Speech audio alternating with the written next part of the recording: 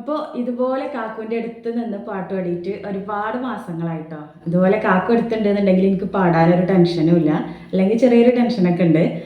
പിന്നെ എന്താ പറയുക, ഇന്നാൾ ഞാൻ നിങ്ങൾക്ക് ഒരു പാട്ട് കാണിച്ചതില്ലേ, ഈ പാട്ട് കേട്ടിട്ട് എനിക്ക് ഭയങ്കര ടെൻഷനായി എന്നൊക്കെ പറഞ്ഞിട്ട് ആ പാട്ടാണെന്ന് പാടാൻ പോണത്.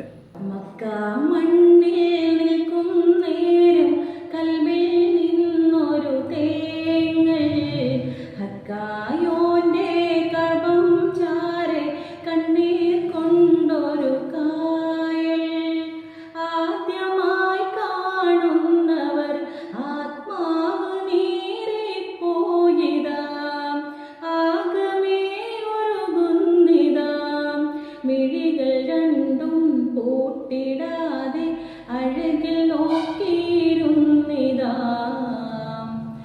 ചോട്ടിലുണ്ടൊരു കല്ലിത് സ്വർഗീയ മേട്ടില് പൊന്നിത് തൊട്ടിടാനായി കൊതിയത് മൂത്താറ്റലോ ചുംബിച്ചത് മുത്തിയ